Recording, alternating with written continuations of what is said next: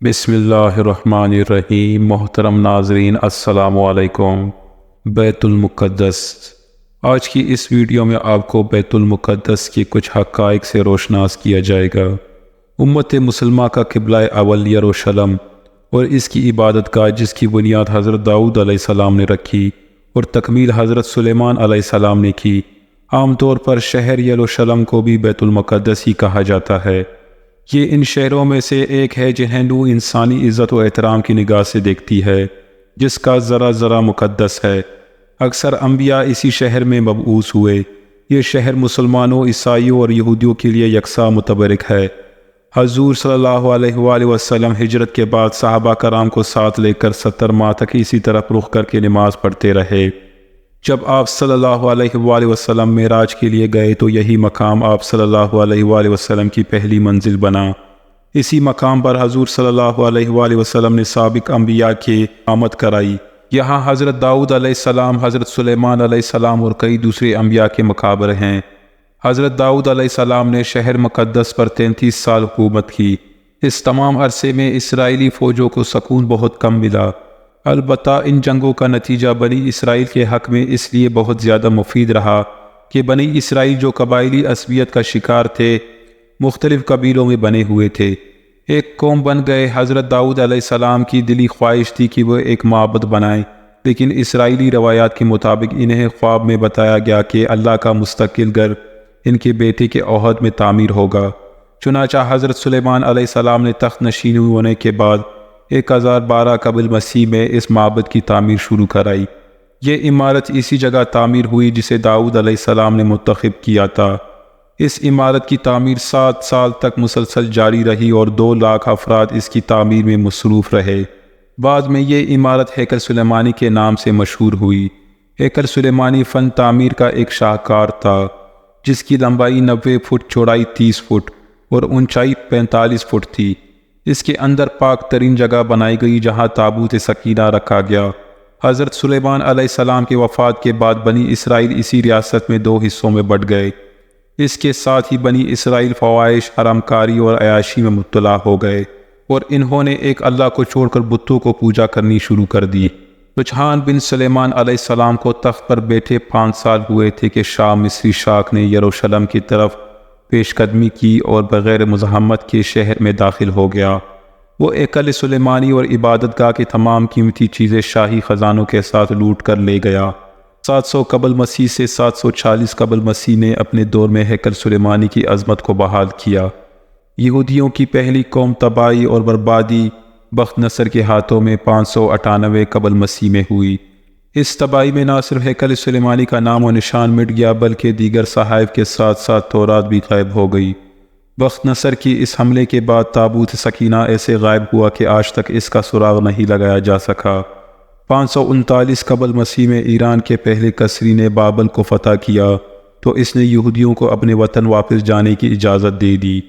چنانچہ جب یہودی یروشلم واپس آئے تو انہوں نے یشوع بن یوصدیق اور زرد پاہل بن سالتی ایل کی قیادت میں ہیکل سلیمانی کی تعمیر دوبارہ شروع کی۔ 516 قبل مسیح میں یہ تعمیر مکمل ہوئی۔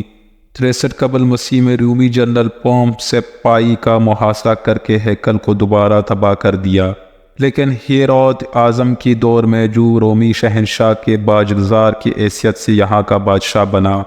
بیت المقدس نے دوبارہ سلیمان علیہ السلام کی عہد کی عظمت حاصل کر لی۔ اس بادشاہ نے ہیکل سلیمانی کو از سر نو عظمت بخشی۔ بقول کیپٹن وارون ہیرود کی وسیع کردہ ہیکل کا رقبہ تقریباً 1000 فٹ اور شان و شوکت میں سلیمان علیہ السلام کی تعمیر کردہ ہیکل سے کسی طرح ہیکل کم نہ تھا۔ 70 ہجری میں جب رومی شہنشاہ تیستس شہر میں داخل ہوا تو رومی سپاہیوں یہودیوں کا تعاقب کرتے ہوئے ہیکل کے اندرونی صحن میں داخل ہوئے تو ایک یہودی نے جلتی ہوئی مشعل ہیکل کے اندر پھینک دی، جس سے ہیکل میں آگ بھڑک اٹھی اور یہ جل کر راکھ ہو گیا۔ اس مرتبہ ہیکل کی تباہی خود یہودیوں کے ہاتھوں ہوئی۔ 135 میں جب دوبارہ معبد ہیکل تیار ہوا تو رومیوں نے اسے گرا کر اس کی جگہ حل چلا دیے۔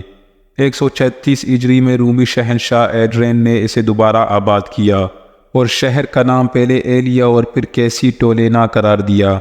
اس بات کو فرنگی مورخین اور ماہرین آثار قدیمہ تسلیم کرتے ہیں۔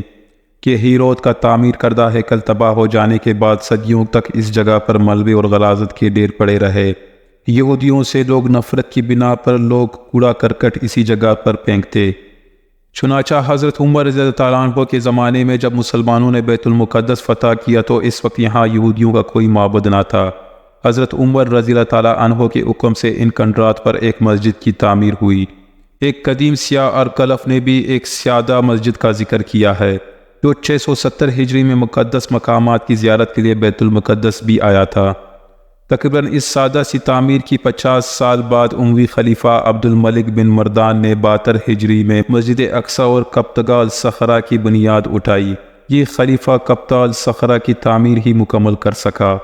مسجد اقصی کی تعمیر کا کام جو ادھورا رہ گیا تھا ولید بن عبد الملک نے مکمل کرایا۔ وہ مقدس مقامات جن کی بدولت یہ مقدس شہر مسلمانوں، عیسائیوں اور یہودیوں کی عقیدتوں کا مرکز ہے، اکثر و بیشتر شہر کی مشرق پہاڑی پر ایک ہتھیلی پہ ہے جس کو مسلمان حرم شریف اور یہودی بیت اللحم کے نام سے پکارتے ہیں۔ یہ بیت المقدس کا مقدس ترین حصہ ہے۔ ڈاکٹر برکلے کے بیان کے مطابق حرم شریف 35 ایکڑ پر مشتمل ہے۔ مسجد اقصی اور کبتگا الصخرہ اس حرم میں ہے۔ حرم میں جگہ جگہ بلند مقامات ہے جنہیں مسلمان محراب کہتے ہیں اور ان کے سامنے نوافل ادا کرتے ہیں۔ حرم شریف میں 4 عوض وضو کے لیے اور 5 ممبر واعظین کے لیے ہیں۔ مستورات کے لیے 3 مقصورے ہیں۔ اندرونی اور بیرونی دروازے کی تعداد 50 ہے۔ 1967 میں مولانا شیر علی نے حرم شریف کا طول 1200 گز، عرض 660 گز اور دروازہ 14 بتائے ہیں۔ احاطۂ حرم کے اندر جو زیارتیں ہیں ان میں مسجد اقصی اور کبتگا الصخرہ کے علاوہ اور بھی عمارات ہیں۔